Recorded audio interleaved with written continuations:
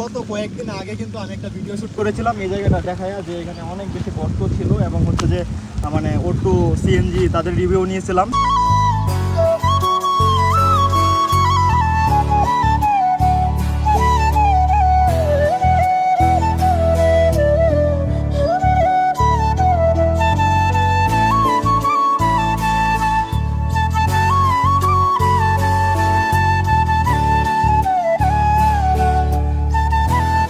আজকে আমি আসছিলাম হাটকলা রোডে, রেল ক্রসিং থেকে হাটকলা রোড পুরো রাস্তাটা হেঁটে হেঁটে আসছি এবং হচ্ছে যে রাস্তার যে অবস্থা দেখলাম এতে আসলে মানুষের অনেক বেশি ভোগান্তি হচ্ছে। তো সেই জায়গা থেকে আমি ভাবতেছি যে এখানে কথা বলাটা উচিত, কারণ এটা কোনো দলের পক্ষে না, আমি কোনো দল করি না বা দলের পক্ষ না, কেউ এটাকে দলীয়ভাবে এটা নিবেন না, ঠিক আছে? আমার জায়গা থেকে আমি চেষ্টা করতেছি এলাকার মানুষের ভালো হোক এবং আমাদের এই রাস্তাঘাটগুলো উন্নতি হোক, ঠিক আছে? যেহেতু আমি নেত্রকোনার সন্তান এবং হচ্ছে যে নেত্রকোনাতেই থাকি, তো সেই জায়গা থেকে আমার একটা দায়িত্ব বোধ আছে।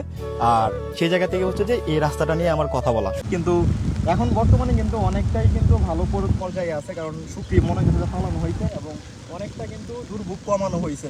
সো এটা আসলে অনেক বেশি ভালো লাগতেছে। আর তাছাড়া এটাই আমরা চাইছিলাম যে কথা বলার পরে সবাই যদি এটা নিয়ে কথা বলে, একটা সমস্যা নিয়ে যদি সবাই কথা বলে, তাহলে কিন্তু এই সমস্যাটা কিন্তু আলহামদুলিল্লাহ কিন্তু সমাধান হয়ে যায়।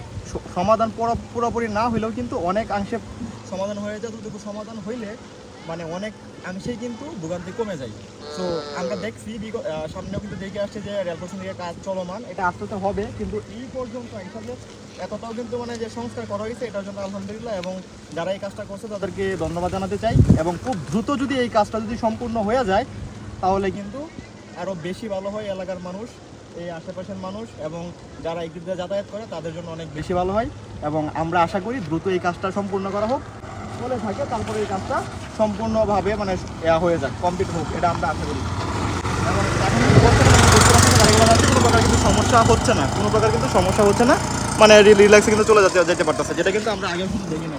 তো আমি প্রতিবারের মতো এবারও বলি যে যেখানে সমস্যা আমি যদি জানি এবং আমি যদি সেই জায়গাতে যেতে পারি, তাহলে আমার জায়গা থেকে আমি চেষ্টা করি যাওয়ার চেষ্টা করি। এবং হচ্ছে যে আপনাদের যদি কোনো সমস্যা থাকে এবং আমি যদি সেটা জানি, তাহলে অবশ্যই আমি সেখানে যাব এবং তুলে ধরবো। কী করতে পারবো জানি না, কতটুকু কী করতে পারবো জানি না, কিন্তু তুলে ধরার চেষ্টাটুকু করবো। এবং আমি এই এলাকা যারা আছেন সবাইকে বলবো যে আপনারা মানে তুলে ধরেন, আপনাদের সমস্যাগুলো আপনারা তুলে ধরেন, ইনশাল্লাহ সমাধান হয়ে যাবে। কেউ না কেউ তার চোখে পড়বে এবং কেউ না কেউ এটা অবশ্যই উপরোক্ত কর্মকর্তার কাছে পৌঁছায় দেবে। আর সেই পর্যন্ত পৌঁছায় গেলেই কিন্তু আমাদের এই ভিডিও বানানো, আমাদের এই রাস্তার সংস্কার হয়ে যাবে ইনশাল্লাহ। সো আপনাদের কাছে এতটুকু রিকোয়েস্ট থাকবে, আপনারা সকল সমস্যা তুলে ধরেন, সমাধান করার দায়িত্ব প্রশাসনের হলেও আপনি আপনার জায়গা থেকে সমস্যাগুলো তুলে ধরেন, এতটুকু আপনাদের প্রতি অনুরোধ থাকবে। আর ধন্যবাদ জানাচ্ছি আবারও যারা এই কাজটার সাথে সংশ্লিষ্ট আছেন এবং যারা হচ্ছে যে এই কাজটা করে দিয়েছেন।